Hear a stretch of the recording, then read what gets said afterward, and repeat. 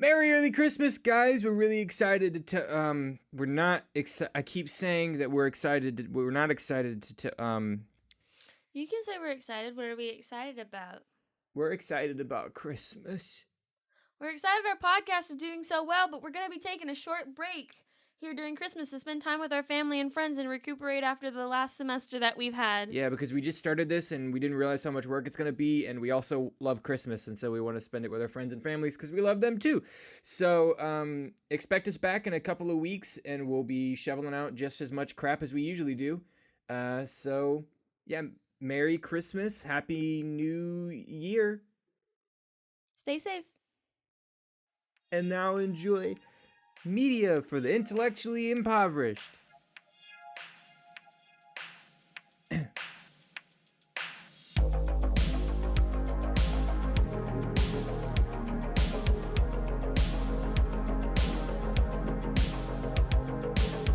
If they go to part 2, I'm like, well, you're not getting another view from me. You freaking wasted my time. I hate that when it's like the only reason you need a part 2 is if you take up the entire full minute. If you literally can't tell your whole story in one part, then it's okay. Then I'll go find the other one. But if you're just lollygagging around, if you got like 30 seconds of just music, I'm not going to find your part 2. Yeah, you don't deserve a part 2. That's what you have to know, especially today, because that's what social media is. Like, it's just trying to get our attention. That's what any website, any social media is. Advertisers are trying to get your attention. So you need to be so careful with who you give your attention to, because your attention is money. That's true. I didn't think about it that way. Your attention is like literal money. Like if someone's Somebody's advertising, getting paid because you clicked on something, because you watched something for 60 seconds. So you need to be adamant about what you're watching, what you're giving your attention to, because you don't want to be giving people free money. Like, they don't need no money. We need money. We need money. Give us money. On that note, today's sponsor is mouse pads. There we go. Exactly. Because we don't have one. I got a mouse pad today. You got a mouse pad today? And This morning. You didn't bring it in? I'm sorry. Wow, how dare you. That's and today's sponsor was mouse pads. I know, I completely slipped my mind. I know you sent the email out and I'm sorry. Can you imagine me sending you an actual email? Oh, that'd be so gross. It would be. If I sent you an email, like a formal email. Like, oh, that would be really gross. Dear okay. Miranda, please. Stop yelling my name. You don't like your government name either? It's my legal name. There's no such thing as a government name. I don't know, man. It's what the government calls me. Okay. No, I don't, because it's gone to the point where it's very specific. So like family members and teachers will call me Miranda, and all of my friends will call me Randy. And I've gotten used to that. So now if one of my friends calls me Miranda, or if one of my teachers calls me Randy, nope, you're not in your zone. Stick to your zone. Stay in your lane. That's a cinema person thing you say, right? Stay in your lane, right? Isn't that a thing that like people say in the cinema industry? Maybe. Like stay in your lane means like if you're the camera op, don't go mess with the lights and stuff. Well, I feel like that's a given. Maybe not. Well, probably not for some. I mean, if you're a PA and you're wanting to like step up in the world, and okay, but your job as a PA is to do everything. That's true. You have to. But like, you can't be like oh, PA is a personal assistant. Yeah, not a personal assistant; it's a production assistant. Production assistant? I always thought it was personal assistant. No. Oh. We learned about this in video production. See, I didn't pay attention in that class, nor any succeeding class. No, it's production assistant because you're helping with the production of a. You're assisting with the production. Yeah, you're assisting with the production of a film, and it's your job to literally do everything. Ugh. You're the bitch of the crew. Like you do what everybody else doesn't want to do. You just. Well, you got to start somewhere. That's true. Do the things that no one wants to do until you can do the things that you do want to do. Mm-hmm. That's an important thing to remember. I've always been told, like, by my family, it's like, you have to have a job you hate before you can have a job you love, because otherwise, how are you going to know if you love it? Was that storyboard good? Did it look good? Storyboard? It was good. The Starburst? It was. I can't believe how well you got inside of my head. Maybe I just wrote too meticulous notes. But like that was exactly what I saw in my head, and it was beautiful to see it actually drawn. Yeah, out. I mean, I took a couple different things that I thought would be interesting shots. Mm-hmm. But we also just think alike when it comes to and like true. the script wasn't super descriptive, and then I felt it was overly descriptive. Really? I felt like there wasn't enough in the script. I really needed your notes on the side to sort of pick out exactly what I wanted. Okay. But yeah, no, I mean, it was really fun. I love doing storyboards. It's great. Well, I probably thought it was overly descriptive because I want to be the one Writing the script. not writing the script, but showing, like, because in the script it was saying, like, oh, now you, like, I don't remember. It said something about he picks up the frame and it's just the frame or something. And I was like, well, that's for the director to decide what kind of shot to get. Like, you can either show the entire scene of him picking up the frame, or you can show just his hands and the frame being picked up. Yeah. But in the script, it was, a couple of parts, it was very specific about what it wanted you to see. And I was like, well, that's for me to decide and not you to tell me. Yeah. Well, I mean, in a lot of sort of independent films, the screenwriter is the director. Well, yeah, that's true. So, yeah. But, the higher up you go, the more often you'll see people kind of, especially with, blockbuster movies, people will outsource. Mm-hmm. Not always. There are a lot of blockbuster movies as well that the screenwriter is the director, or at least has a hand in writing and directing. My brain just turned off for a second, and I forgot what we were doing, and so I was like, I'm just gonna, like, do a weird dance move right now. And then you kept talking, and I was like, oh, right, we're doing something right now. Yeah, it's important. Yeah. I have those every once in a while. Don't zone out. We'll be talking, and then, like, it'll just go pew, and then my brain will be, like, self-aware, and I'll be like, I'm talking to a microphone. Yeah. what am I doing with my life? Yeah. But yeah, welcome to Media for the Intellectually Impoverished. I'm Taylor. I'm Randi. And this is the podcast to enrich your mediocre lives. Woo! Woohoo! I love getting it on the first try. That's the best. Yeah. I was gonna see if you were gonna do it this time because I've done it the past 2 times. Yeah, well, I was wondering when we were gonna do it, and I looked at the time and I was like, oh, it's been like 12 minutes. Yeah. Should probably get to it. I guess. Yeah, we haven't talked all day, so I just kind of want to have, like, a conversation with you. Yeah, just about right? normal stuff. Mm-hmm, but we can't. We could. Good. Because we could just throw the whole episode away and then just talk about stuff and then post that and see what people do. I had a question this morning. No, I won't do it. No, hit me. No, so I was driving to school today, and my mind just goes off to weird places sometimes. And I was thinking, when do kids realize, like, when do they come up with the definition of a celebrity? Like, because nowadays, because we know what a celebrity is, and we almost feel like these people are, like, they're so above us, not above us, but they're so, like, removed from the kind of life that we live, and they make so much money, and they live in these big houses, and they do all of these, like, creative, amazing things. When do you realize that? When do you realize, oh, there are some people that are, like, different than me, that live a completely different life than me? When do you realize that? When do you realize that? I don't know. When do you put that together? Because I feel like as a kid, you see those people, and you're like, oh, those are just humans like me. Like, those are just... I can go talk to that person. There's nothing wrong with that. But then you get to a point where you're like, oh, that person's almost, like, untouchable. It's probably like puberty, when you start getting, like, crushes on actual people. Okay. And then crushes on celebrities, when you're like, oh, this celebrity is nigh untouchable because he's beautiful, Mm-hmm. Or he's got so much money. Yeah. I think it's probably around that time that you would sort of associate with, like, this person lives a different life. Yeah. Because that's also the time when you sort of are realizing social cues and exactly stuff like that. So. And then when is it when, like, if you grow up in that world, like, there are kid actors and actresses. If you grow up in that world, when do you realize that you are living this luxurious life while others are living, I don't want to say above and below, but that's almost what it feels like. It almost feels like they're living above us and we're living below them. And it's difficult to say that because not all celebrities live that crazy luxurious lifestyle, That's true. Some people live very modest or minimalist, and it's difficult to say that, like, I wouldn't put them as like above. They're just like, they just live a different lifestyle. Mm-hmm. And because they have access to different things, Mm-hmm. So it's just like when you're a kid growing up in that, like, that's just your life, and then you're probably surrounded by other kids living that same life.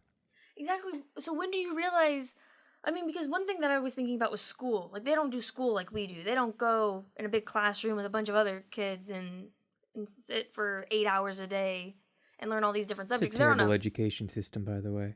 Terrible education? It's a terrible. It does not pander towards the student. Oh no. It doesn't. It should. I feel like classrooms should be like, and people are gonna be like, "Wow, that's so stupid. How are we gonna logistically do that?" I'm like, just pay your teachers more. Yeah. And then pander towards individual students. If we paid teachers the salaries that we paid celebrities, we would have a lot smarter kids. Oh, you know how smart we as a society would be? Seriously. Yeah. And because all these people that like want to go into the teaching and like education industry is like, you can't. It's not always a viable lifestyle. And it's sad that like we look down on some teachers. Well, there are. I mean, well, I'll be honest. Not all teachers are great teachers. Not all teachers are great teachers, and I feel like some people are in it just to make money. It's not good money. I'm not saying at all that teachers get paid good money. A lot of them are underpaid, but I feel like some people, that's like their only option. They're like, I can't find work anywhere else. I'll go be a teacher. Yeah, but there's a whole lot of certification that goes into that as well. It's like, you know, I mean, I don't want to call out my high school. I won't say what my high school was, but they did not do very much. My high school sucked. They did background checks and everything, but a lot of the teachers that I had were underqualified. Not saying that they weren't good. There was a lot of teachers who were underqualified, but were amazing teachers. But I'm just saying, then there were some teachers who were underqualified, and it showed. I could tell. It is what it is. Well, I didn't mean to hit the desk. I was trying to get comfortable. Usually I'm comfortable sitting cross-legged, but Today you're just not. My back's hurting. I need to go get my Achilles heel checked out. Is that still bothering you? Yeah. Do you see the big red behind it? There's a tear. There has to be a tear in it. Wow. That's painful. Yeah. I'm sorry. It's from running like once. So I told you that my boyfriend, he made me run a week ago or so, and we didn't do any proper stretching beforehand. We just went running, and I was... Oh, you didn't do proper stretching before running for the first time in like 6 years? Yeah. Oh my gosh.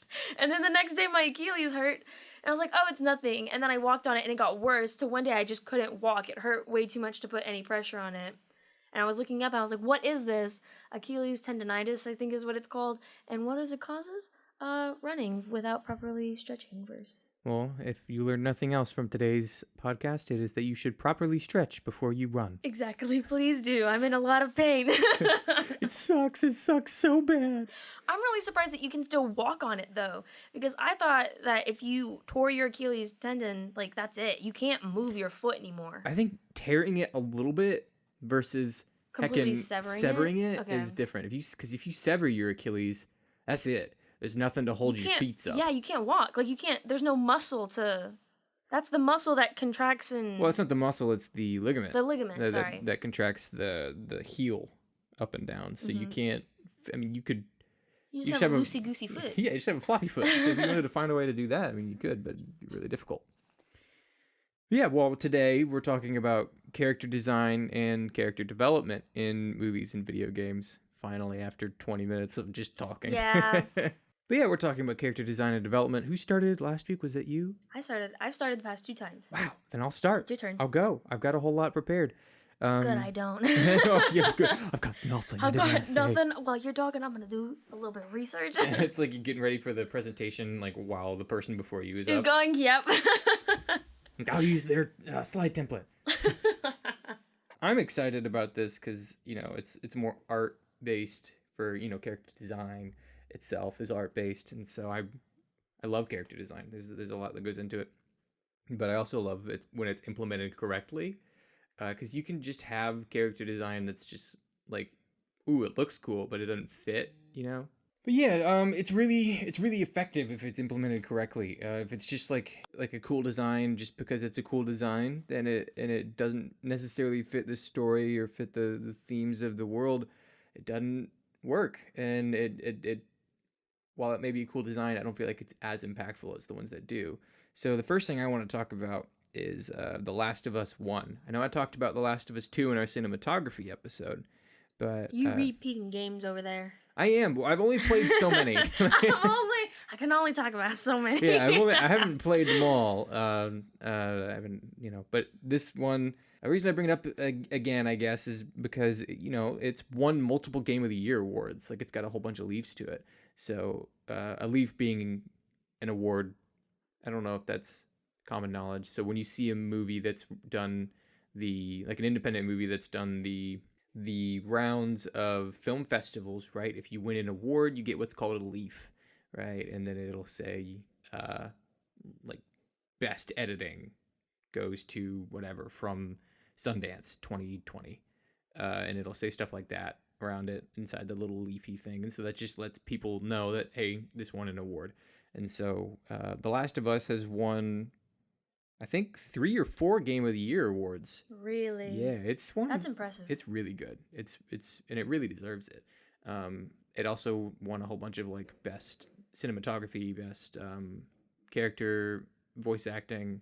Oh yeah. 100%. It's great. It's great.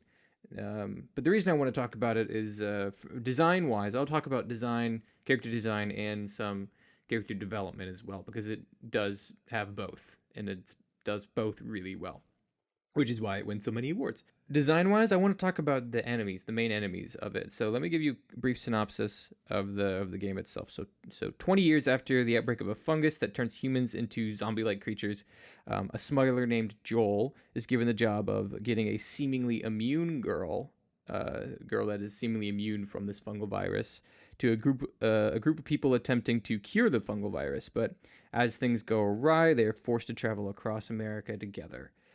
Along the way, they sort of meet, what the pits of humanity can become in such a global pandemic. Scary when we start talking about these kinds of topics in the world that we're living in today. Yeah, but what I think makes this game and this world so believable is that the fungus that the game is sort of the enemies are based around, these monsters are based around, is a real life fungus. Yeah. That exists, Mm-hmm. and that it typically affects deers. It does. Right, but it's currently, I've heard, it's mutating, and it's possible that it could affect humans. Can't wait for that. Yeah, so once we get that one, we'll finally have 2020 level 20 unlocked. Yep. So, but these enemies, they're called the infected in the game. They didn't want to be like zombies because they're not zombies, which I think was a brilliant move to not call them zombies, because zombies are so overplayed, and giving them this design and giving them this name sort of takes it away, so you don't feel like you're playing a zombie game as much. But it doesn't feel like a zombie game compared to other ones. Yeah, but at its core, it kind of is a zombie game, because you're just kind of running around and scavenging for materials and shooting these infected people, these creatures. But it's not so much focused on, at least maybe I'm just not recalling it, but it's not so much focused on like killing the infected, more than like scavenging, and maybe you can just sneak around them. That's true. The game, it's possible to beat the game and sneak around most of the zombies. I won't say all of them. There are definitely segments in the game where you have to fight the zombies and such. But there's a way to sneak around a majority of the zombies in the game, or the infected in the game, if you want to.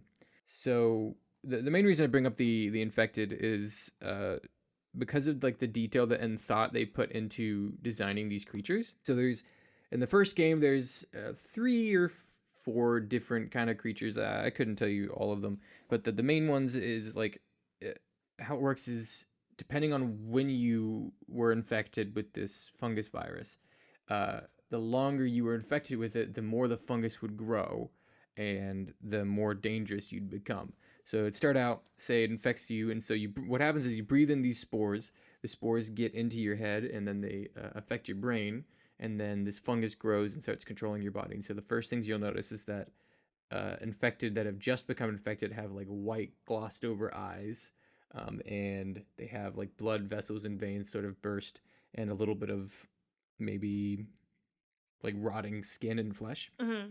And then the next point is what are called clickers, which are they're infected, which I was called them zombies again.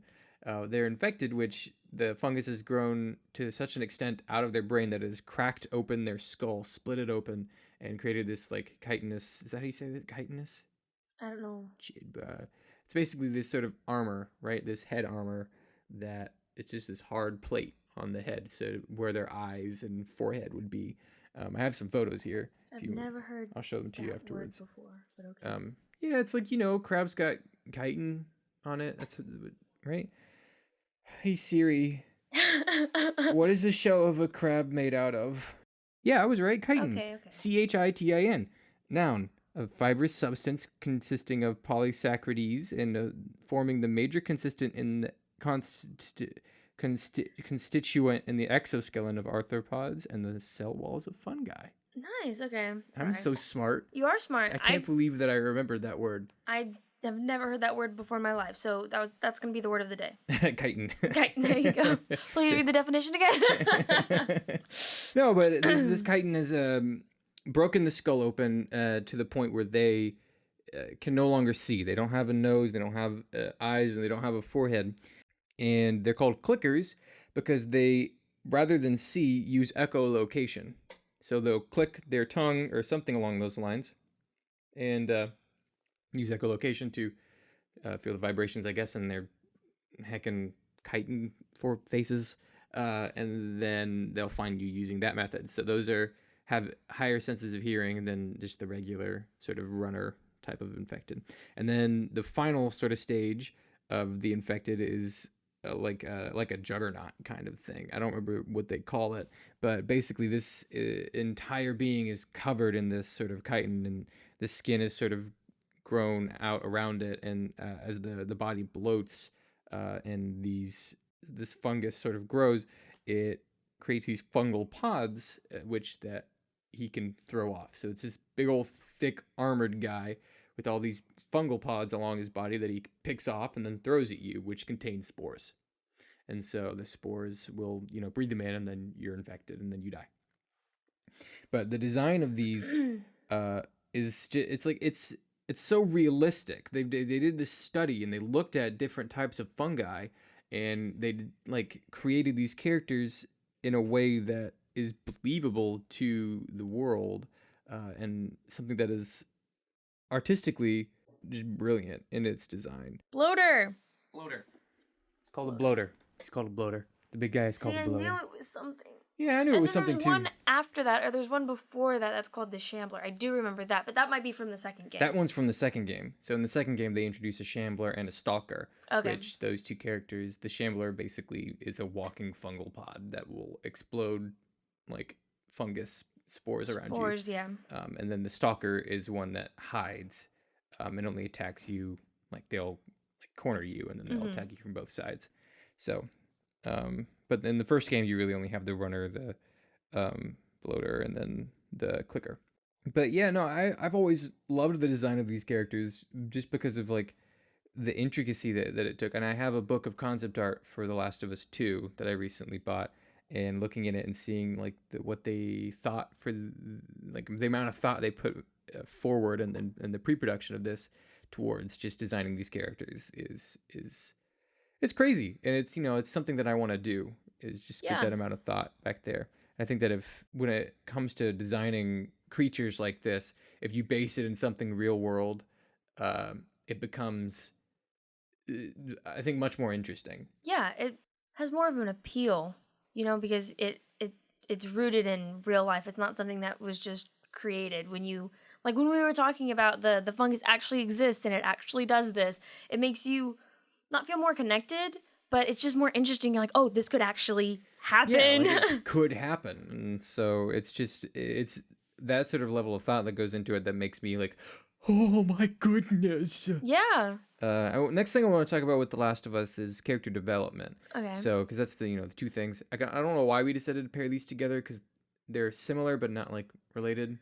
Well, I mean, I thought it was because in video games you can talk about character design. In movies and television shows you can't, or even other forms of media like books, you don't really design a character. That's true. That makes sense. That does make sense. We're smart. We figured it out. I want to talk about development. So, like I said, I had to explain some plot for some background. So Joel, the main character and the playable character for the majority of the game, is about 40-year-old smuggler, right? And then the first 10 minutes of the game, spoilers if you haven't played it, it came out in 2013. I don't know why you haven't played it yet, but in the first 10 minutes of the game, you play as Joel's daughter initially, and then you play as Joel, and you, as the player, watch Joel lose his daughter to these military agents that are shooting down all of the people that are possibly infected, and the first sort of military action, right? So Joel loses his daughter after she's shot, and it skips like 20 years later after the opening cutscene. And after that time, Joel's become a smuggler in this military compound city, right? And while he's there, Joel, and his friend Tess are given a job to smuggle a girl, a person, by these people known as the Fireflies. And that girl is Ellie, who is the main female protagonist, and she's possibly linked to a cure to this disease because she was bitten by an infected, but she has not turned in over like 4 months or something. So basically, what happens, people die, and it ends up just being you as Joel and Ellie walking around America trying to get down to this special facility where they can create the cure from Ellie's infection. As you sort of play, Joel and Ellie are really cold and distant in the beginning, but as it goes on, it becomes more of like a surrogate father-daughter relationship in the way that Joel sort of uses it doesn't use Ellie, but just Ellie takes the place of his lost daughter because they were about the same age as when his daughter died. Ellie's about that age. As time goes on, like they grow closer together, and Ellie never really knew her father, and so you explore this relationship between the two of them as they go through all of these terrible tragedies that are happening around the world because there's just not very many people left. It's The Last of Us, and whoa. We make this joke in every Every episode. Whoa. Whoa. Whoa, the name popped up in the way I was describing it. Oh my god, it really is the last of them. It is. But at the end of the game, major spoilers, at the end of the game, you finally make it to this facility, right, where the Fireflies are at that are going to try to cure everyone. But it turns out that in order to create the cure, they have to kill Ellie. Ellie has to die. And Joel, not wanting to repeat the loss of his daughter, doesn't sacrifice, he just fucking murders everyone in the facility and then leaves with Ellie in tow. Rather than, save humanity, I wrote down like the themes of this game are, sacrifice, family loss, grief, but the biggest theme is selfish love. Yeah. Because Joel, in his love for Ellie, gave up the only cure for humanity to not repeat the loss of his daughter. The game literally ends with you two walking back to another town where you're going to live for the next few years until the second game takes place. And Ellie basically asks him, like, hey, are you telling me the truth? Because if you tell me you're telling me the truth, then I'll believe you. And then he's like, I am. I'm telling you the truth. Oh, I hated it so and much. It just ends. I hated it. Yeah, because she asks him that because they leave, and Joel is like, yeah, it turns out there's a whole bunch of people like you, and, they didn't need you there by the time we got there. And she was like, really? And he was like, yeah, it was crazy. And then she asked him that question. He's like, I'm telling you the truth. And then it zooms in on Ellie, has a cut to Ellie's face, and she's got like tears in her eyes, and she looks like she's not really believing him. And then just bang.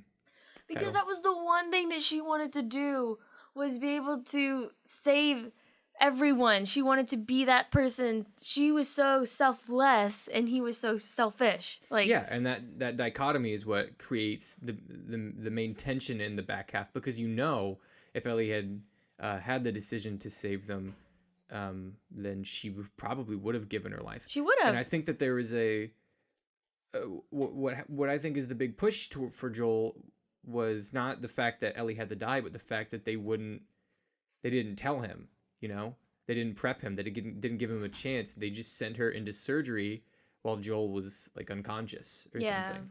And I think that, in that moment, that heat of the moment, he made one decision, because he's like, these people suddenly became the bad guy to him. Mm-hmm. And he made that decision to, kill one. And then at that point, it's like, you got to kill them all and get Ellie back. And then you do that. And it's a powerful, powerful story for more reasons than one. especially because of the themes of like grief and loss, and what to do when you've lost a loved one. The next thing I wanted to talk about, though, was the Seven Deadly Sins, which is an anime and a manga. The manga released in 2012 by the mangaka, which is the name of an author of manga, by Nakaba Suzuki. The anime released on Netflix in 2014. And the reason I want to talk about this is mostly for design, character design. But when it comes to design, I need to give a little preface. There are a couple of principles when designing characters for any sort of visual media that you need to take into account that's not live action. So if you're animating or you're drawing a character or anything of that regard, the main sort of things you need to think about is first you need to think about your silhouette, right? The silhouette of the character. Every character should be distinguishable through just a silhouette, through just the outlines of them. And the next thing you need to be thinking about is a shape. So your shapes that you use to create the character should reflect the character's personality in some way. Triangles is more of a menacing vibe. Squares very sturdy or very happy-go-lucky. Circles very round, very. A circle's round. Really? I didn't know. This is the day I quit the podcast. Circles are very round. Yes, they're very round. But they describe very jovial characters, very, very happy characters. Happy, yeah. Or they can be sad as well. It just depends on how you use the shapes. But this is not as applicable in sort of anime because the shapes are very specifically anime based in the way you design things. But it is more used in this anime than some other anime I've seen. One of the last things you need to focus on is the color and the texture. So it should aid in creating a believable character in the universe. So, skin texture, fur texture needs to be believable. And, it has to serve some purpose. It can't just be like, this guy's really hairy just because I wanted to be really hairy. The last thing you really need to focus on is the posture and expression of your character, which should explicitly give your character a personality. You can tell a lot through a character by just the way it's standing or just the way its face is looking. And Seven Deadly Sins does an amazing job of that, even within the titular characters of the Seven Deadly Sins. The biggest ones that are, I think, design-wise are well done would be Gother and Bon. So Gother is... let me give a synopsis. Can you tell me what Seven Deadly Sins is? I'm sorry, I forgot. I just get into it and I forget that not everyone has seen it. It's okay. I mean, I've seen it, but for those who haven't seen it. So Seven Deadly Sins is an anime, like I said, released on Netflix. It's Netflix-based, so you can only find it there for the time being. But it's also a manga, which is released in chapter form right now, I think through the 45th or something.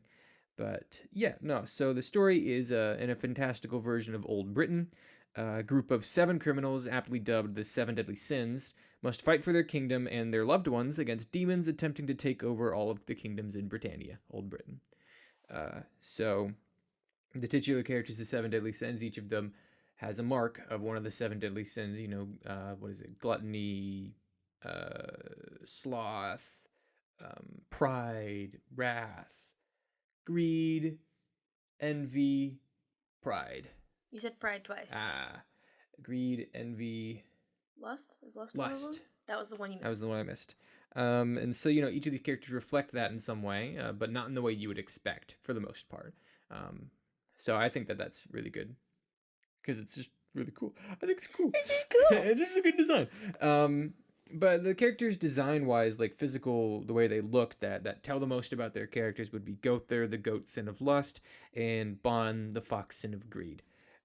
Because I'm going to show you some pictures in a moment. Thank you. I didn't know who you were talking about. Yeah. Because those characters, the way that they stand is very specific.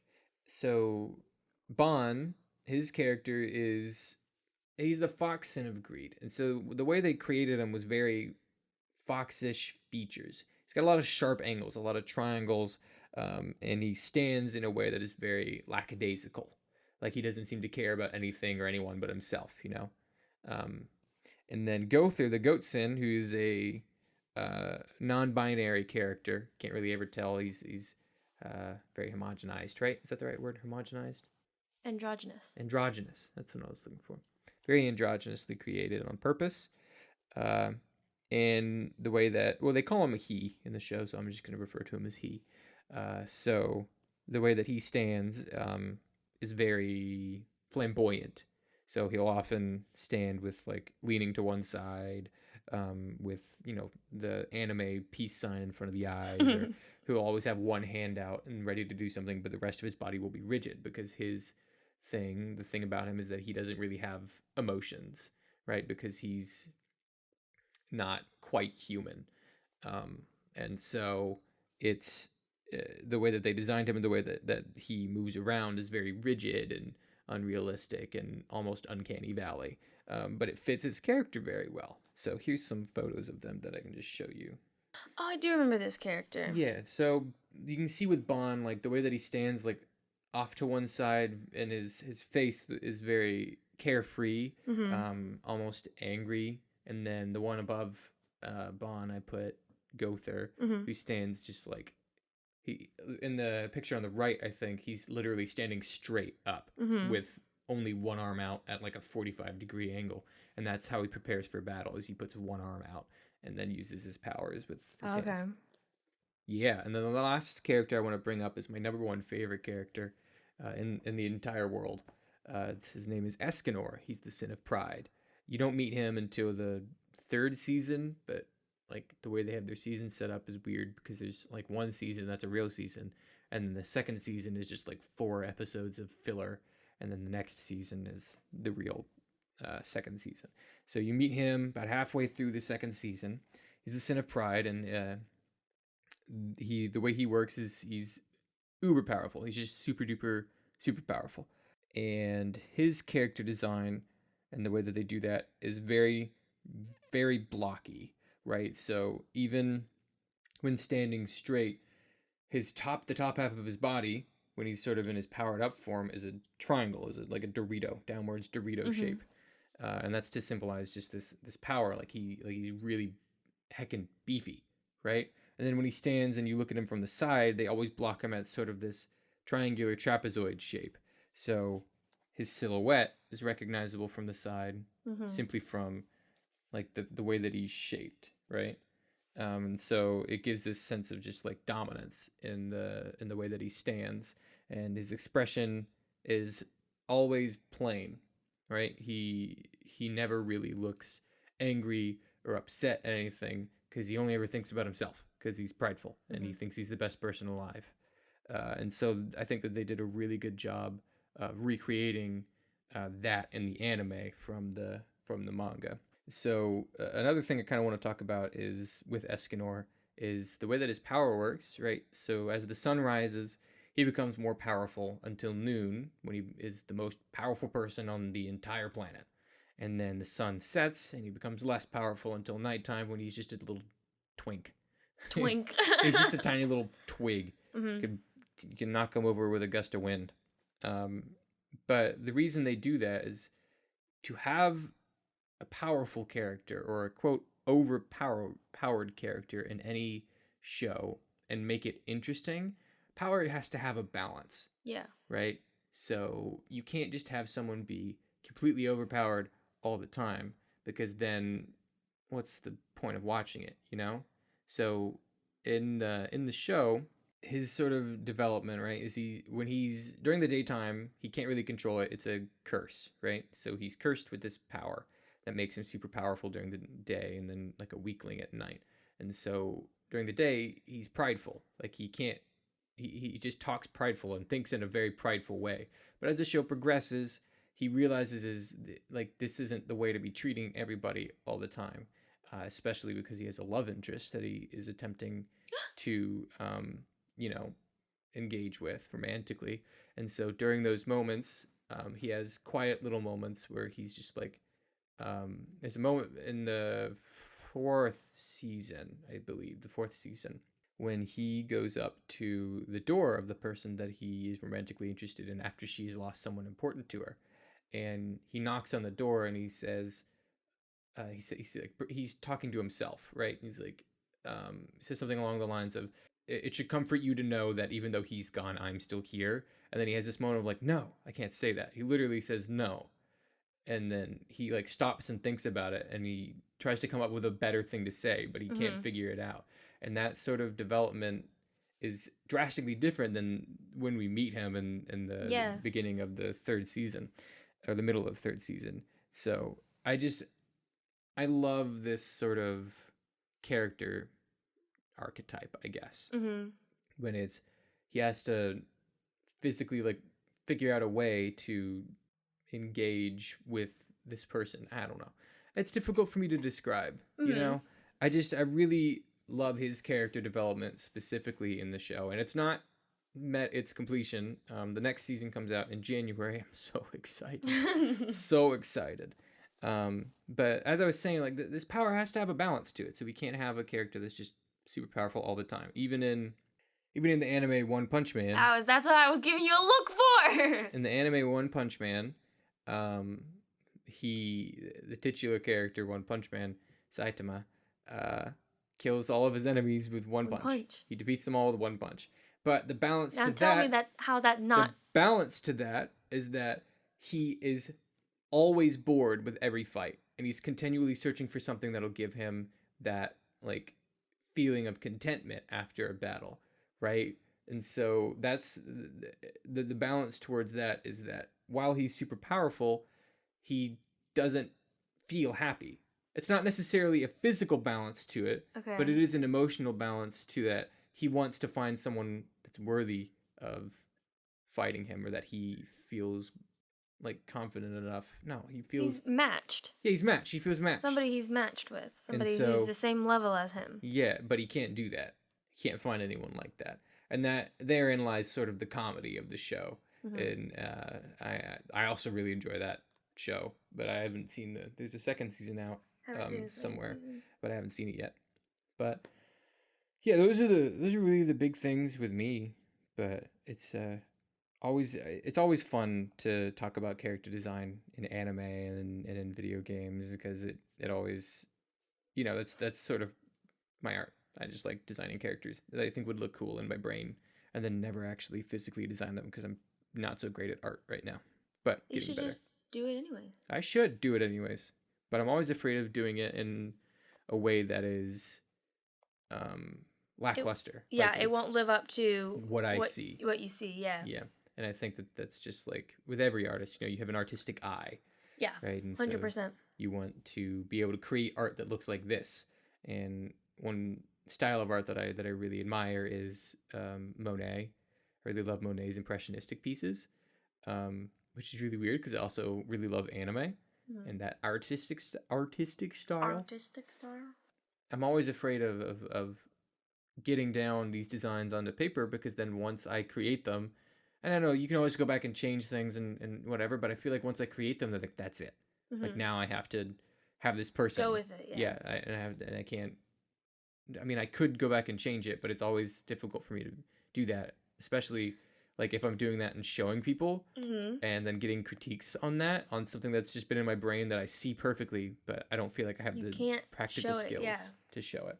So that's the same thing that I struggle with. Like, I have so many ideas for like short films that I want to make, or just little movies and things like this, and I don't make them because I know my skill level isn't where it needs to be to show what I have in my head. Like, you're talking about this artistic eye that we have, and so it just makes me not want to do it until my skills get better. But you can't think like that, because you have to improve those skills somehow. So you have to make something so that they get better, and so you can eventually make that thing that you want to make. And I feel like it's easier with art, or with what you're talking about, because you can, it's a lot easier to go back and change something.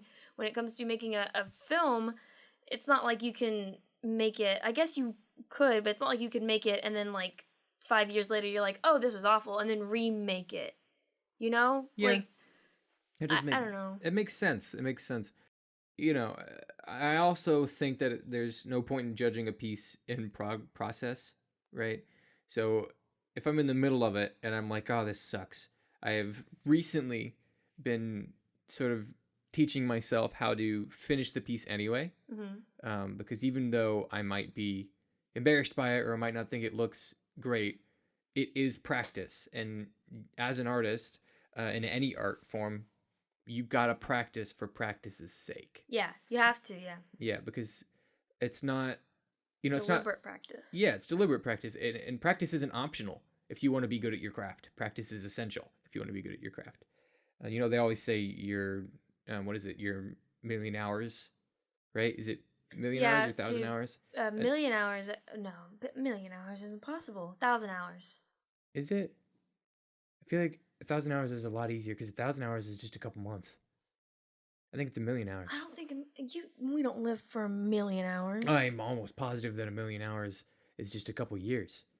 But no, they always say that you need like about a million hours into something to become a professional at it, or become like proficient in that craft to such a way that you can just do it without any limitations. A million hours is 100 years. It's 10,000 hours. 10,000 hours? That has to be the saying. I think that's the saying. 10,000 hours to make an expert, or make not a perfectionist, but an expert. Yeah, an expert. To become an expert in your craft. Mm-hmm. And that applies to music. Music, I think, is where they would mostly say it.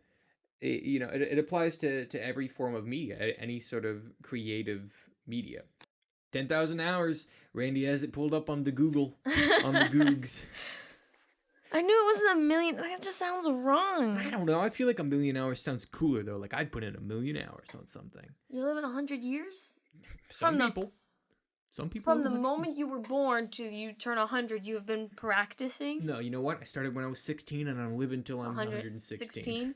And then, only then you've become an expert. And once you become an expert in that field, then you have to go make something. But you're already 116. How are you going to go make something now? I'm just built different. Yeah. I hate you so much. I hate you.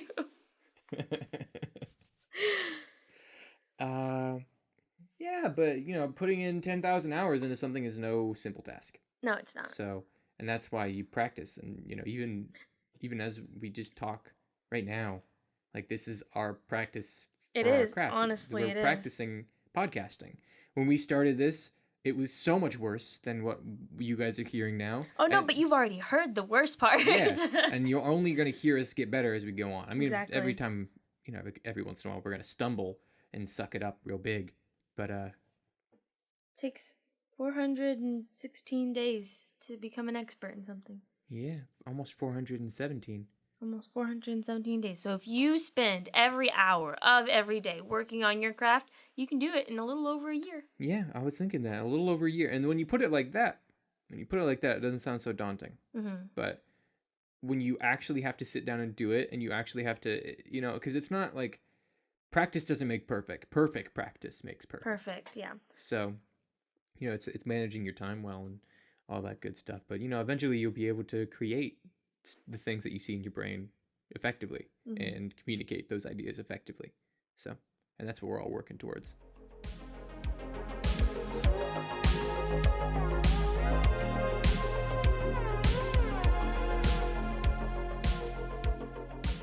I think it's interesting that you brought up an anime and you talked about the design of the characters, because that's how you can talk about character design, is when it's drawn, like anime or a cartoon or something like that. Mm-hmm. So I was going to talk about Avatar: The Last Airbender. And did I think to write at all about the character design? No. I only was going to talk about character development. I was actually going to mention Avatar when I was talking about powers. Uh-huh. Because you can't just have the Avatar be super duper overpowered, right? Yeah. Because you continue. Give a synopsis. They don't know what we're talking about. Okay, for the synopsis, I just want to read the introduction of the show because it's just so iconic. All right, go for it. I hope it will work. We'll explain it a little bit more. I'm gonna do it no justice, and I'm scared. Okay, water, earth, fire, air. No, hold up. Water, earth. Fire, air. Long ago, the four nations lived together. Long ago, the four nations lived together in harmony. Then everything changed when the Fire Nation attacked. Only the Avatar, master of all four elements, could stop them. But when the world needed him most, he vanished. 100 years passed, and my brother and I, the characters in the show, discovered the new Avatar, an Airbender named Aang, and although his airbending skills are great, he has a lot to learn before he's ready to save everyone. But I believe Aang can save the world. So those of you who don't watch the show, that's the intro for every episode. So it's created in this world where there are some element benders, I guess is what you'd call them. They're benders, and so some people have like water bending abilities, fire bending abilities, air bending, and earth bending. Yeah, and by that we mean that they have the ability to control that element. Yeah. So a waterbender can control water and ice, and then an earthbender can control rocks and such, and then firebender, fire, airbender. And so the avatar can control all 4 of those elements, and so they're the one that's supposed to keep everything in balance. And so the show takes place after the Fire Nation has come into power and the Avatar's gone missing. And the 2 characters, the brother and sister, Katara and Sokka, Katara and Sokka, they find the Avatar and then they must help him on his journey to learning how to master the other 3 elements because he's already a master in airbending, quote unquote master. He knows airbending really well.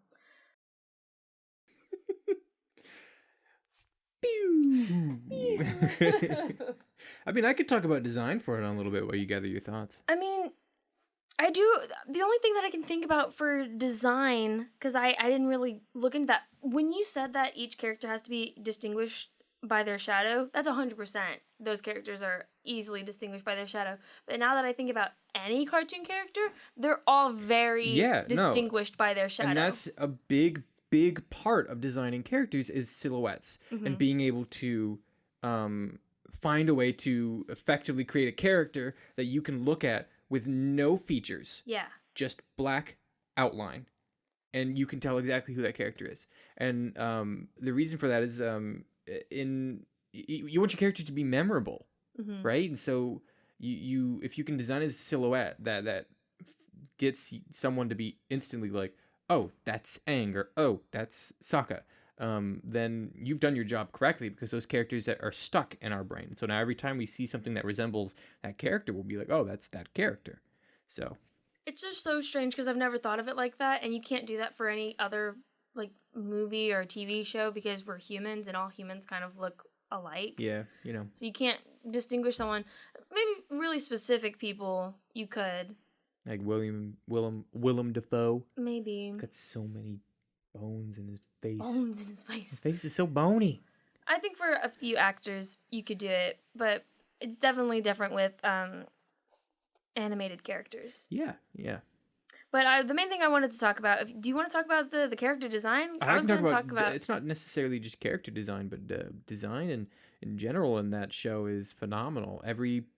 So each of the nations, though, there's the Water Nation, there's the Fire Nation, there's the Earth Nation, and there's the Air Nation. Sounds weird saying Earth Nation. I don't know why. Earth Kingdom. Earth Kingdom. That's right. What it is. It's the Water Tribes, the Air Temples, the Fire Nation, and the Earth Kingdom. That's why it sounded off. Okay. Yeah. Each of those is groups. Each of those groups is based on a different form or part of the world. Yeah. So the Water Tribes are Native Americans. So all of their architecture and all their characters are designed after the Native American people and their cultures. And the Air Temples, all of the airbenders are based on Tibetan monks. Yeah. And so all of their designs of the places are based on Tibetan styles of architecture. And then Fire Nation is Japanese, and the Earth Kingdom is Chinese. And so they really put a lot of thought even into the fighting styles of each of the benders is somewhat based on martial arts from those places. Yeah.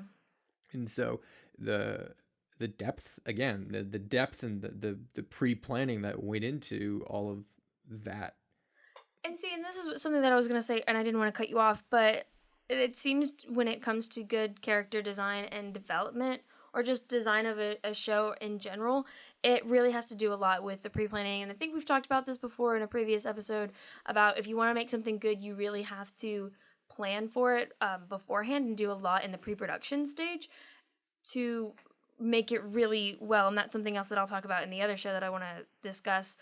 But also with Avatar, that's the only part of the designing that I knew, was that each one was designed after a specific culture, a different geographic location. It's again what you were talking about in The Last of Us, that call to the real world, that makes it even more interesting, because when you realize that, it's again that sense of like, oh, this could have happened. You know, maybe if we had lived in some kind of magical world where people could control different elements, maybe we would be divided into those 4 elements, and each person, we'd have these different cultures like this, because they have roots in the real world. And it draws your audience in. But I wanted to talk about Zuko for obvious reasons, because he's such a good character, such a well-rounded character, and he has I think the best character development in the show by far, 100%. But before I get to that, I wanted to talk about what makes a good character, which is something that I thought you would discuss, but it's okay. Yeah, I didn't discuss it at all. Yeah. Go for it. Great. So this is just, I did a tiny bit of research, and this is the definition that I kind of came up with. So a good character is someone who's relatable, has faults, but despite those faults, overcomes obstacles, in turn bettering themselves or those around them. What do you think? Do you think that's a good definition of a character? I was waiting for your response. I think so. Did you write that down? Yeah. You came up with it yourself? Mm-hmm. Oh, you came up with it yourself? I thought you just were talking about something you ripped off of the internet. No, that was my own definition. Oh. Wait. Bigger claps. Oh, fuck you. Okay, but I think Zuko exemplifies all of that perfectly. So he starts off, he's the villain at the beginning of the show. He's the main antagonist.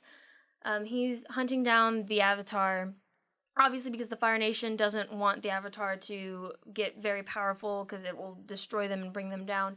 And so Zuko has been dishonored by his father, and is now on this quest to find the Avatar by himself so that he can regain his honor.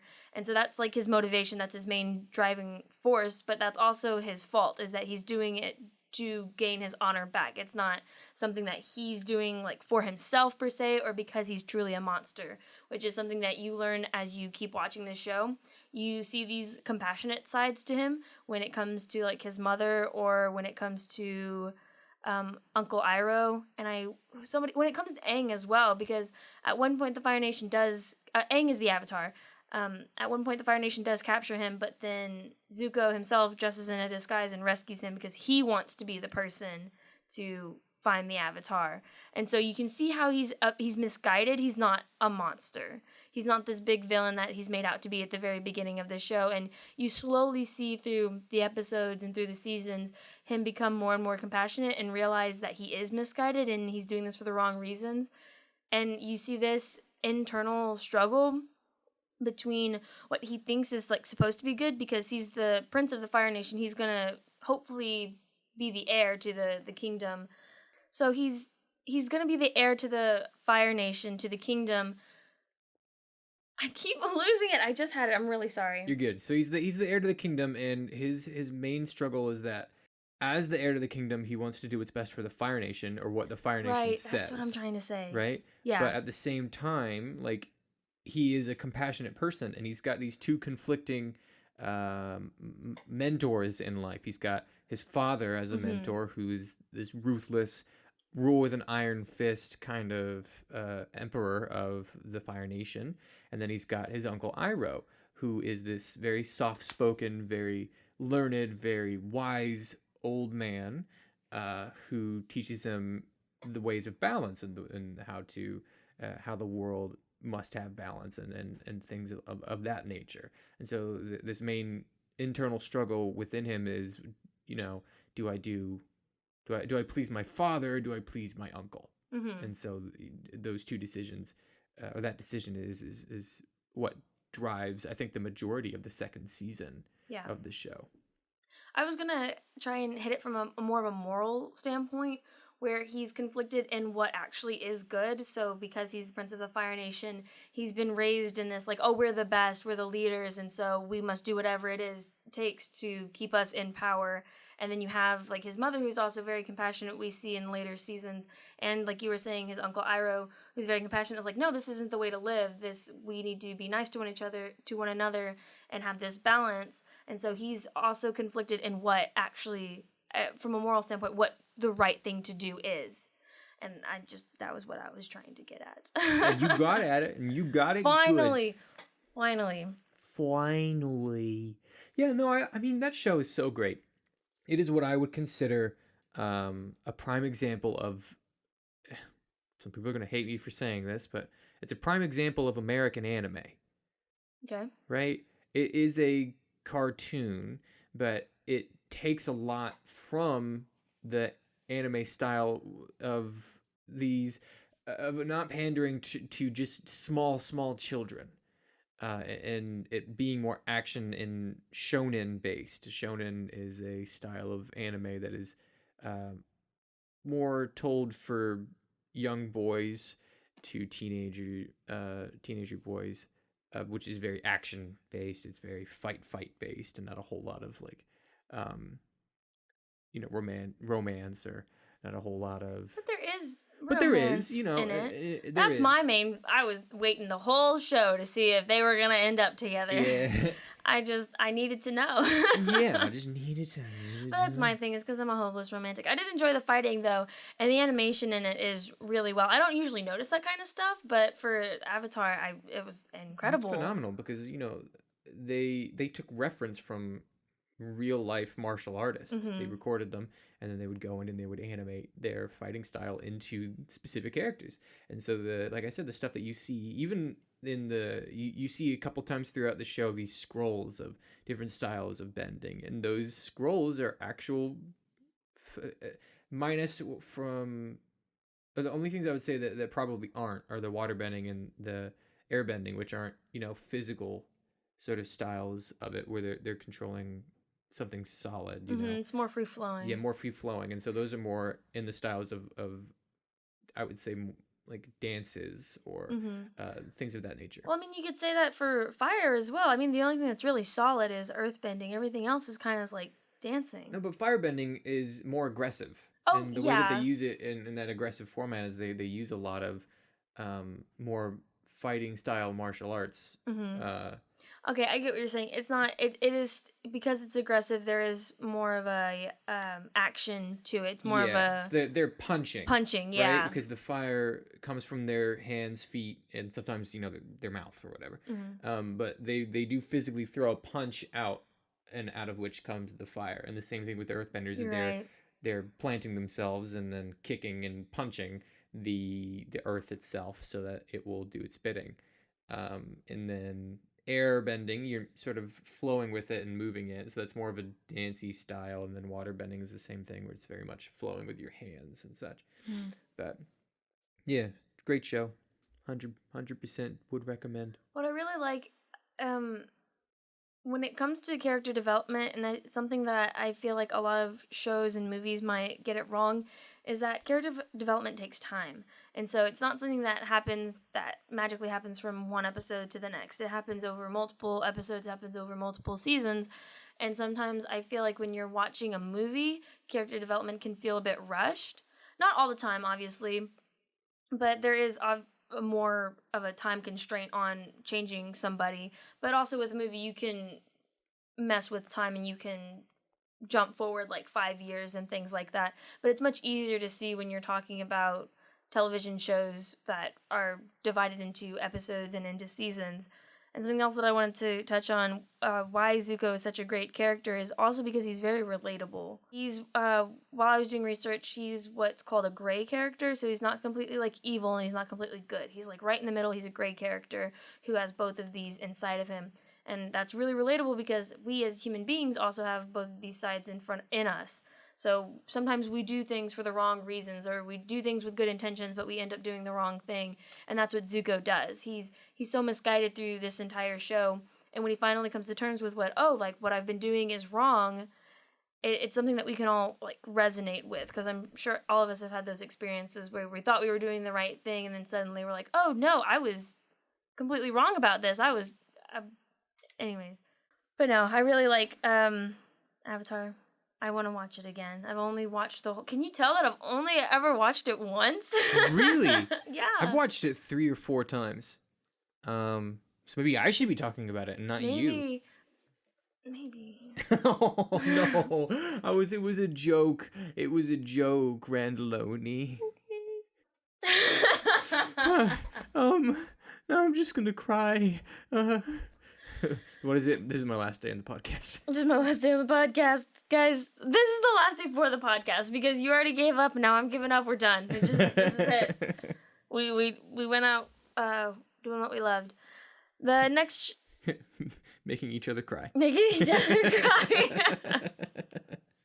So the next thing that I want to talk about, and this is going to get, not hate, but it's a show that I really like, and I know there's some people out there who don't like it, specifically my boyfriend's friends, and if you're listening to this, you can fuck right off.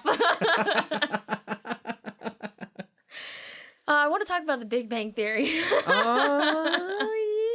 Okay. Have you watched it? I've watched the sum of 3 episodes. Perfect. Okay. It's a sitcom, and I absolutely love it because I love sitcoms. That's really what I want to go into when I become a director. I was going to say if I become a director. No, when I become a director, I want to do TV shows. You want to do sitcoms? Yeah. I didn't know that. You didn't know? No, I thought you wanted to do like dramatic movies. Mm-mm. It would either be sitcoms or horror movies. Those are my 2 things because I really like those. And I don't think today there are really any good sitcoms that are going anymore. Yeah, that's true. I feel like people start them and they get maybe 1-2 seasons and it fizzles out because they don't have relatable characters anymore. Mm-hmm. And that's a big problem. You know, the big sitcoms of the past, like Fresh Prince of Bel-Air, and even further back, MASH, which is one of my personal favorites. MASH is amazing. And more recent ones that you see is like pandered towards young teens, tweens. Like iCarly was very much a tween sitcom. Yeah. Everything that Dan Schneider's produced is like a tween sitcom, like Victorious and all those things. They were wildly successful. Oh yeah. But they're not like, we don't see as many adult sitcoms anymore. Yeah. There was one that recently, going off on a little tangent real quick, there was one that came out recently called Outmatched, and so it was following a family that was raising 4 genius children who were Einstein-level geniuses, and the parents were barely graduated high school or barely graduated college, and so they're struggling with how do you raise genius children, and that's just something that's not relatable. That's not relatable at all. Not at Funny all. concept. It's a hilarious concept, and I'm not saying that the show was bad. It makes sense that it didn't continue because how do you make either of those characters relatable to an extent? Most people, I would say 80% of people graduate high school, and I would say probably 99% of people aren't Einstein level smart. Yeah. So pandering towards an audience, it's going to be more in the back half of that. So maybe that's the pitch, right? But then in the back half of it, maybe the characters are relatable because maybe one of them is an alcoholic or a drug addict. Or, maybe one of them is really socially awkward or maybe has anxiety. And so, but if you're going to do something that's sort of bombastic like that, maybe, and I haven't seen the show, so I can't say this or that about it, but, give those characters something deeper they need them. A real, not saying that geniuses aren't real, but they need some kind of flaw to bring them back to our world, our level of relatability, which is not something that they really had. They had the awkwardness that you're talking about, this social anxiety because they were geniuses, and so some social cues, not social geniuses because they were geniuses, so some social cues went over their heads, but it wasn't enough to sustain the show, I don't think. But getting back to Big Bang Theory, where this is a big character trait for the main character Sheldon, he is a child genius, and so he misses out a lot on the social cues and sarcasm and all of these things, how relationships work and what it's like to maintain them and why people have emotions and things like this. All of that completely goes over his head, but he has a roommate named Leonard who is the exact opposite of this. He's also a scientist and he's very smart, but he overly shares his emotions and is very expressive in that way. And so just to give a short synopsis about it, The Big Bang Theory tells the story of roommates Leonard and Sheldon, who rarely seem to get along, with Sheldon being a socially awkward physicist who lets everyone around him know just how smart he is. When aspiring actress Penny moves across the hall, new friendships develop and worlds begin to collide. So you have these two really smart characters, Leonard and Sheldon. Sheldon being completely socially awkward, Leonard being overly emotional, and then you have Penny, who barely graduated high school, is not the smartest of the bunch, moves in across the hall and is trying to be an actress, something that is incredibly hard to do. And she moves in when she's 21. So the show went on for 12 seasons. It just recently ended, I want to say in 2018, maybe recently, maybe more recent than that. But what I really like is the development of the characters through the show. And you have 12 seasons to work with, so you would hope that there would be some character development in 12 years. Now, some shows don't do this. Yeah, well, I mean... Friends. Calling out a show right there. Don't get me wrong. I love Friends. It's my number one sitcom. I could watch it every day of my life. I never get tired of it. I was really sad when they took it off of Netflix. How freaking dare they? Now I have to buy HBO Max, which I recently did. Just to watch Friends? Just to watch Friends, but they also HBO Max has a lot of other shows on it as well that I really like to watch, including The Big Bang Theory. Yeah.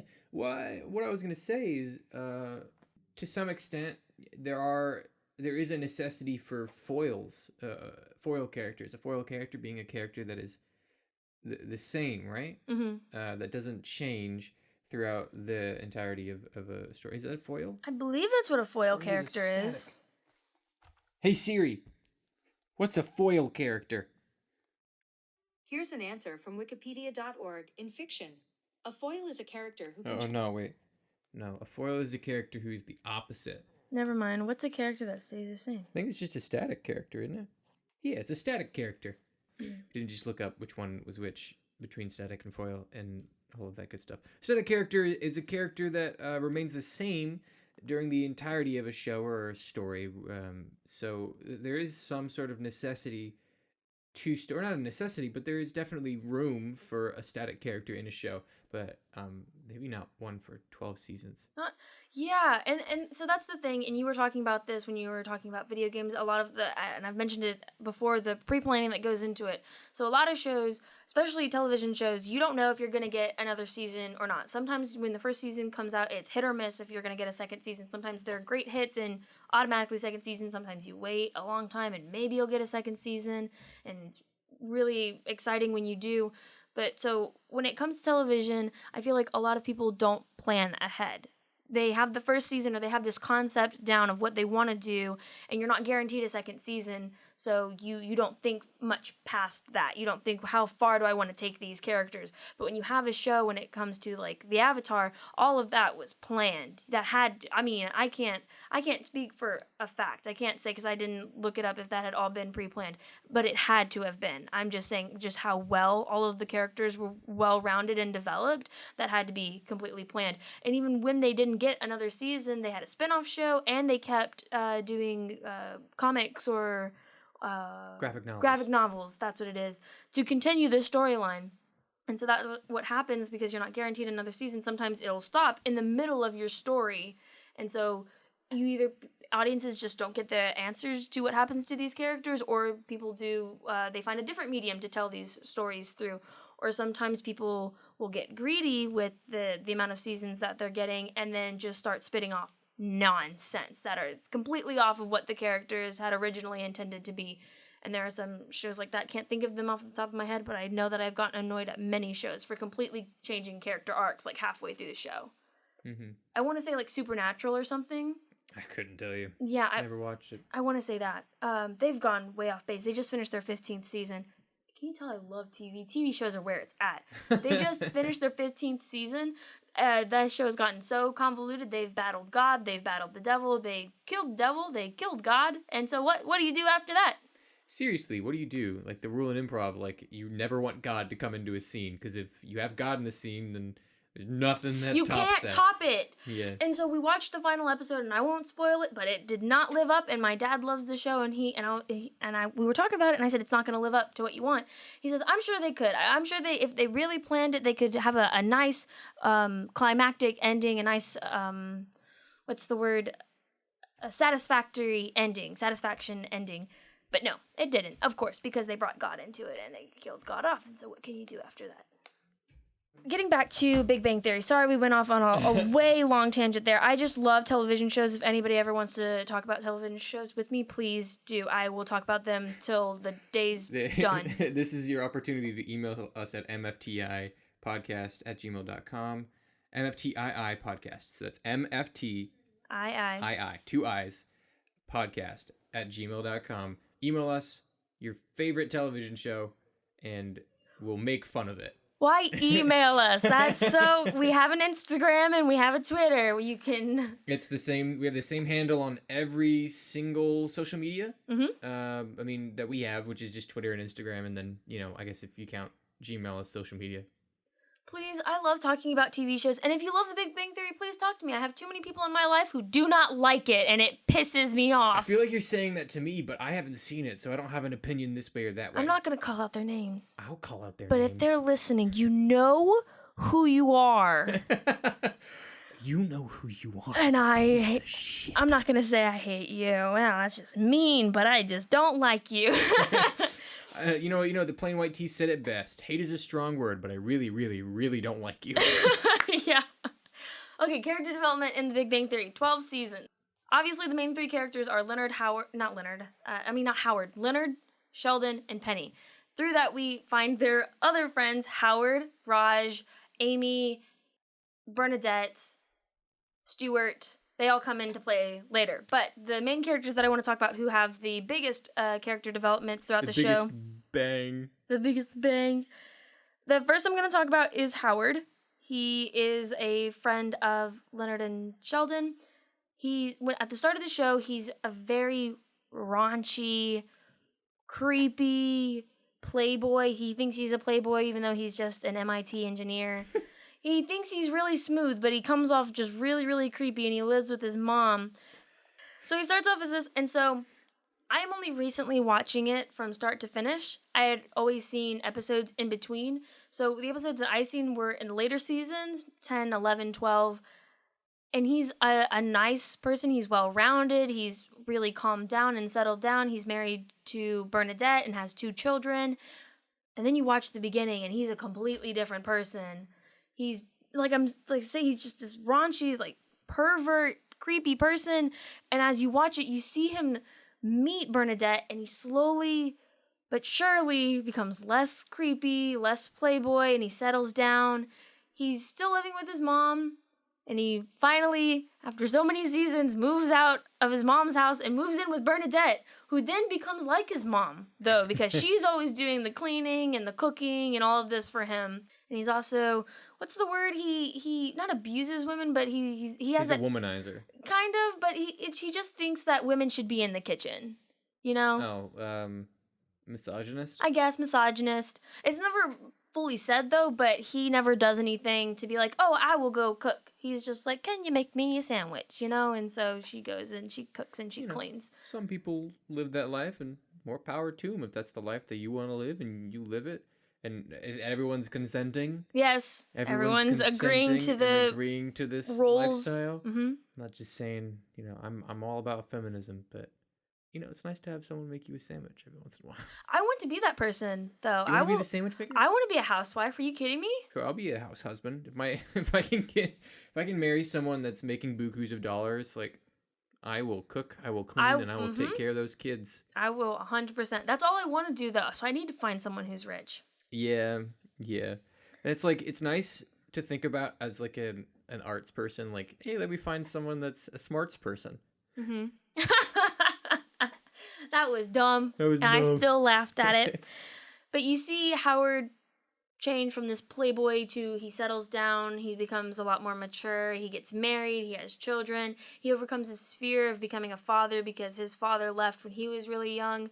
Great character development through the show. I'm really glad that they didn't keep him as that kind of character, because I feel like that happens a lot in shows. You always have to have that one character that comes off a bit creepy, who's a little bit of the funny one, making jokes at the expense of others. And he still does that, don't get me wrong, but he's definitely toned it down by the end of the show when he's finally a husband and a father. The next person I want to talk about is his best friend, Raj. So Raj is an Indian American. He has trouble with the ladies. At the beginning of the show, he cannot talk to women at all unless he is drunk. It is the funniest thing. It is the funniest character trope that I've ever seen, and I love it. So he always has to get super wasted before he can talk to even the girl across the hall, even Penny. He can't talk to her unless he's drunk. Until, I want to say, season 4 or 5, when he's in such an emotional state and he just wants to be comforted, that Penny walks in and starts talking to him, and he talks to her openly. And then there's this moment when they both realize that he's not drunk, and they just sit there. And then they start crying because he's talking to her without being drunk. It's really funny. But I love that development of him getting over his fear of women. But he also really wants that romantic love story where he finds the perfect girl and they immediately fall in love and they get married and have like 10 children. And he never finds it. And so this is my gripe with the show, is that he never gets that. It's not so much to do with character development, because he does learn to love himself, which is, I know that's what they were going for. They were like, he doesn't need a relationship. He doesn't need a woman in his life to be happy. He can learn to love himself, which is a great character development. Don't get me wrong, but I really would have liked to see him also settle down, because he was also at the same level of Howard in being like the funny kind of creepy person. I would have liked to see him settle down more into a marriage, into being a father, than just seeing him develop into, oh, I can love myself and I can be happy in myself. There's nothing wrong with that, because there are people out there who need to learn that lesson. That's a very relatable trait in life, but it's also a television show, and I love love, and I wanted to see him find love so bad. It's just because you're a hopeless romantic. It is. That's my gripe with the show. Sheldon has the biggest character development in the show. So like I was saying before, he starts off very antisocial, very awkward social, doesn't get social cues, doesn't get sarcasm, doesn't get relationships. He's very cold and distant because he's this genius. But he meets Amy Farrah Fowler in season 4, and it starts off as a friendship. They're just talking, and Leonard starts making jokes that, oh, that's your girlfriend, you guys are dating, and all of these things, and it makes him very upset because that makes him uncomfortable to think about relationships in that kind of way. But eventually Amy starts catching feelings for him and wants to make it into a relationship, so slowly they make it into a relationship. Slowly they start holding hands. Slowly they eventually hug. Slowly they eventually kiss. I'm talking years at this point, seasons of them dating. And these things are slowly happening one by one because he's so cold and distant and doesn't like the, I want to say like animal side of humanity, because he's so in his mind, he's so smart that he's like, I'm not going to give in to my physical urges and things like this. He doesn't understand his physical urges. But when he meets Amy, these things slowly start happening. They kiss. Freaking season like 10, they finally have sex. Season 4, they meet in season 4. They don't have sex till season 10. That's 6 years later. This poor woman, waited 6 years. Well, if you love someone that much, you'll wait. That's true. Couldn't be me, though, she says. Couldn't be me. No. But I love the arc of him becoming more human. And I think this was something that was intended from the very beginning of this show, that as they go on, as he makes more of these friendships and these relationships with other people, that he would slowly become more human, give in to those physical urges, but not also physical urges, but these emotional responses. He slowly learns sarcasm, and that's a very funny bit throughout the show. As somebody says something sarcastic, he leans over to somebody else and he says, sarcasm? I'm like, yeah. And he's like, okay, I got it. It's really funny. But it's great to see him become this more human person. And again, it's not something that happens overnight. It takes seasons upon seasons, years upon years to see this change. And even when you start seeing this change, you see him become human and relatable. Sometimes he reverts back to his old ways. So there's one episode where spoiler alerts, Penny and Leonard get married, and they want to live in the apartment by themselves, obviously, because they're a married couple, but Sheldon can't handle that change. So he runs away. Sheldon runs away on a train like a child. He runs away because he can't take the change. Then we see the season that I am on now, it's about the end of season 10. They mention to him like, hey, we want to live by ourselves. And he's okay with it. And I feel like people overlook that so much, especially when you're watching it as it's coming out, because episodes are about a week apart, and between seasons, there's like 5-6 months between seasons and things like that. So you really forget where he's come from. But because of binge culture, you can watch all of these episodes at once. You can really see how much he's come. There's also this episode where he doesn't know how to ask for forgiveness. He doesn't know how to say sorry. So he does it very like bluntly and it's not the right way. He's being very emotionalist about it. He's like, I'm sorry for whatever made you upset. And that's it. The episode that I just watched, and I think this is so interesting. Penny's upset because she's let out a big secret that she wasn't supposed to tell anybody, and she comes to Sheldon for comfort, which is the worst person to come to because Sheldon doesn't know what comfort is. But when he sees that he's made her upset, he says, I'm sorry, please tell me what's bothering you.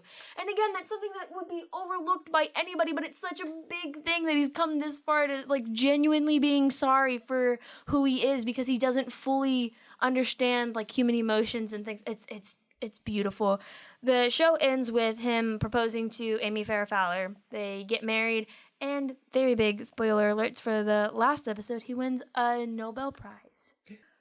I really like the show, and they did it right with character developments, especially, like I was saying, when you have so many years to do it. I could talk about television shows all day long. Well, you know what? That's good, because that's pretty much what we do. Yep. So, yeah. Want to get on to those sweet, sweet recommendations? Recommendations.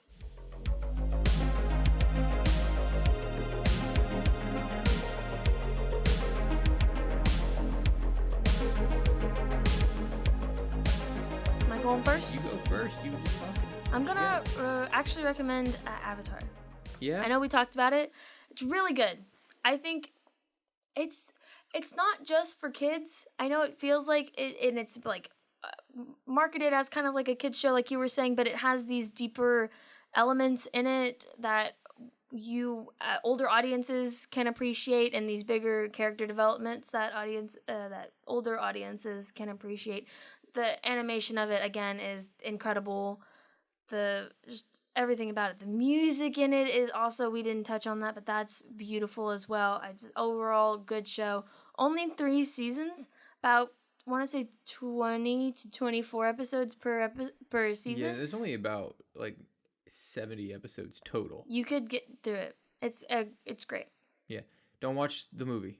Don't watch the movie. Don't watch the movie. Whatever you do. Don't watch the movie. Yeah, or at least don't watch it first. Watch the show. Don't watch the movie. Yeah. Ever. Mm-hmm. Don't give them any more money. Don't. Full circle. Look at that. Because viewing time is money. Yep. Yeah.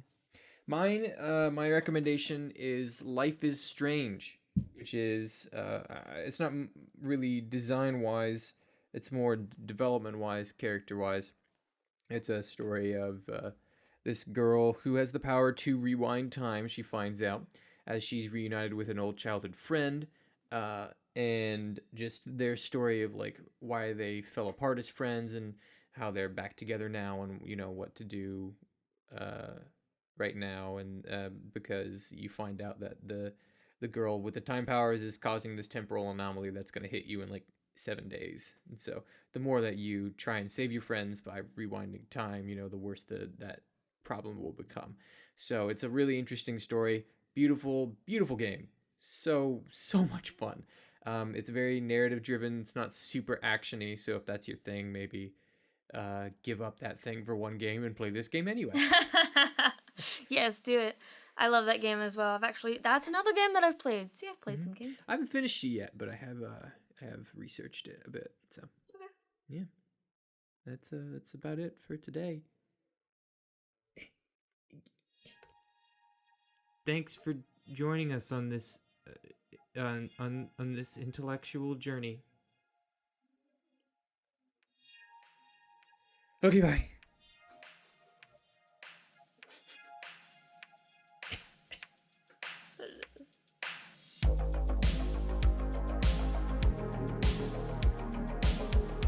Media for the Intellectually Impoverished is produced by Trey Taylor Smith and Miranda Randy Zames.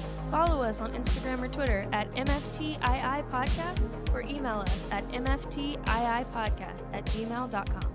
Thanks for listening.